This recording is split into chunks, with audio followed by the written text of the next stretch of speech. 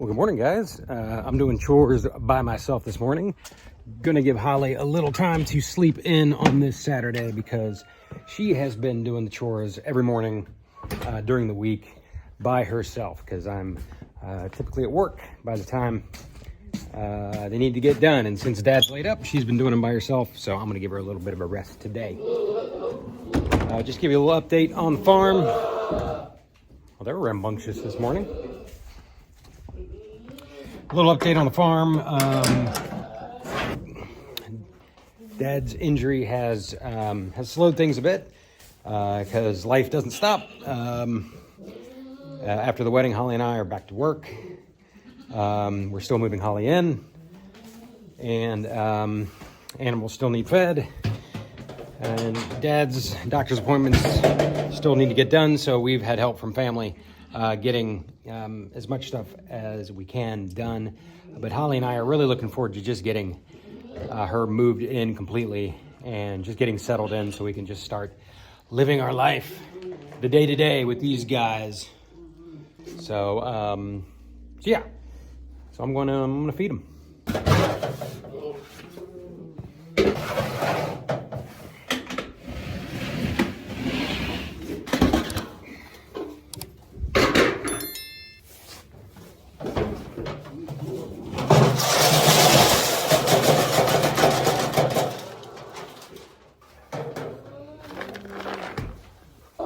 We don't actually feed them grain in the morning. We only feed them at night, but we do give them peanuts in the morning. That's their little treat.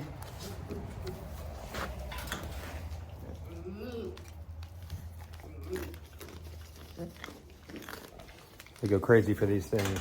I just noticed last night when we fed them, we were running low in this can, so I just consolidated that this morning. This week I'm gonna have to go and get grain. Dad's usually the one that gets it, but now that he's laid up, it becomes my job, which I'm excited about because Holly and I will eventually take over the entire operation of this farm, and we are excited to use this as an opportunity to take over more and more responsibility, to continue to expand, and to make this farm our own.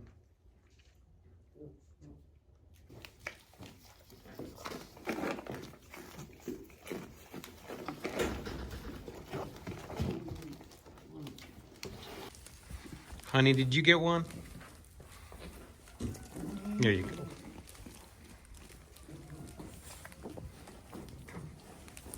Stop it. Stop it. Over here. There you go. Hey.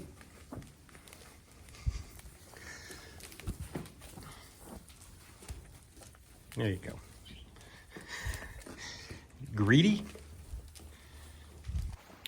We also haven't been feeding them hay in the mornings or in the evenings. We want to save what we have for winter. So they're going out in the morning. They rush out now to eat all this grass. And we haven't had to mow it for a long time. They're doing a great job. Get out of there. Yeah. Come on.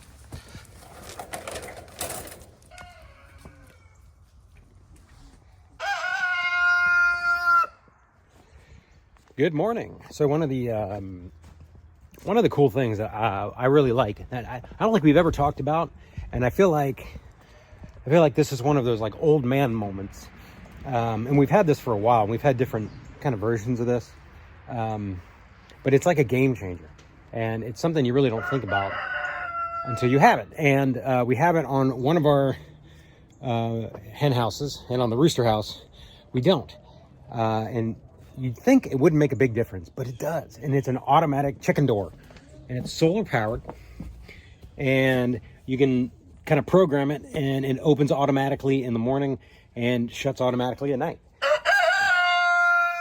And they love it, and I love it, because it's just one less thing you have to do, especially if it's rainy or if it's cold. And you can avoid walking around in this muck. Why not do it? But we don't have it on the rooster house, so we got to go in there and do it analog.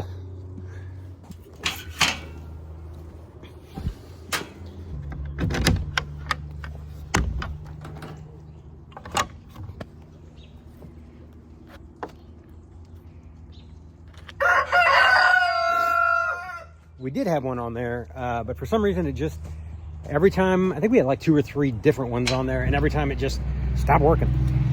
It would get jammed up or gummed up or just die. So put an old-fashioned door on there and holding it open with a bungee cord, just like our forefathers did. So the idea with the whole chicken area, this is the big hen house that houses our layers, and then we have a rooster house over there. Our plan is to eventually take down this entire chicken run that goes all the way down to our wethers. Take all of this down, but we can't do that until we secure the perimeter around the entire grazing area. And we can't do that until we get another guard dog to prevent hawks and things like that from snatching our chickens. So there's a lot of factors in here, but it's changes that will happen eventually. And with our wethers area,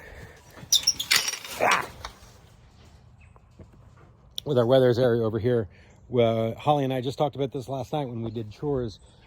We do want to take this fencing that's part of the chicken run and create a new fence maybe about 10 feet back so we can get a tractor in and out of this area because it's really kind of skinny.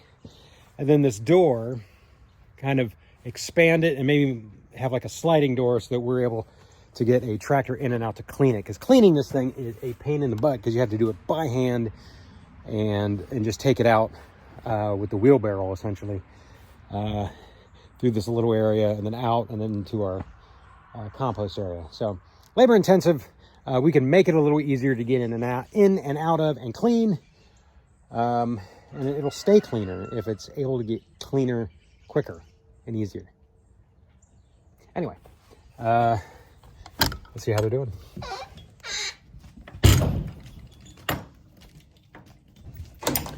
So the Wethers barn here is dusty and cobwebby, and there's wires hanging around all over the place. And that's just because, like, as time goes on, and you get a fan, and then you get a new light, and then you get a timer, and then you get a camera. You just kind of plug things in where you can, and then you kind of string them where you can just to get them out of the way.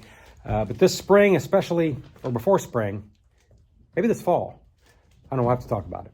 Holly and I want to clean out this entire barn to the floor, clean out all these cobwebs and things like that, give it a good, nice, clean shine, replace this kind of separator that's been, I don't know, kind of compromised over the years and fixed and refixed. I don't know if you can see that, but shore up this area, replace that door that has been kind of weathered. Just general improvements to make it a little more efficient, a little more friendly for these guys. Hunter's kind of a butt. He's kind of a meanie to Hamilton, but he's really a softie when it comes to scratches. He loves the scratches. Don't you, buddy?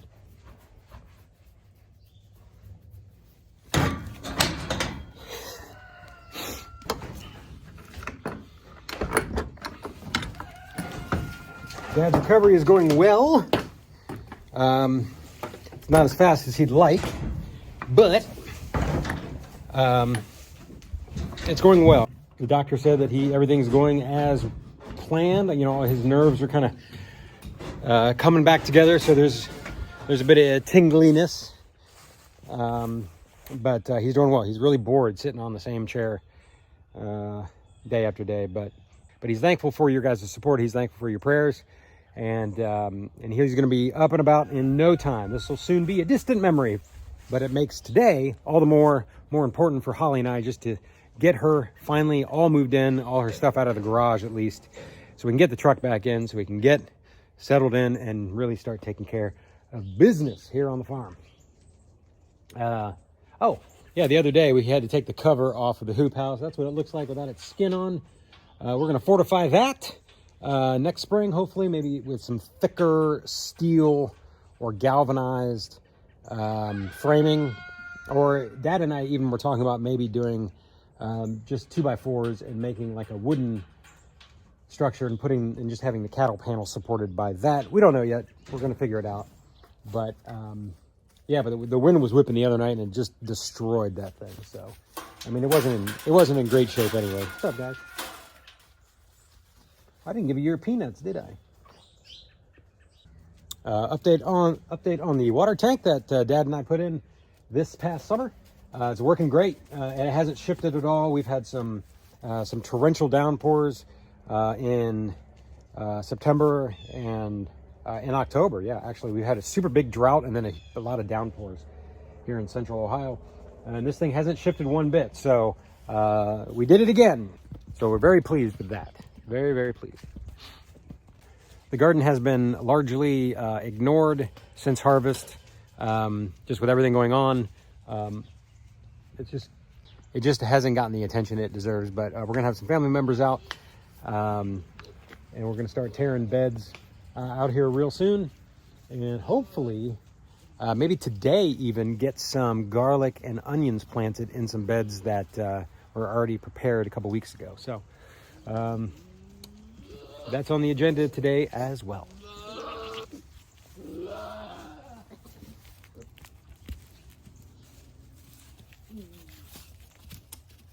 We got some girls in heat.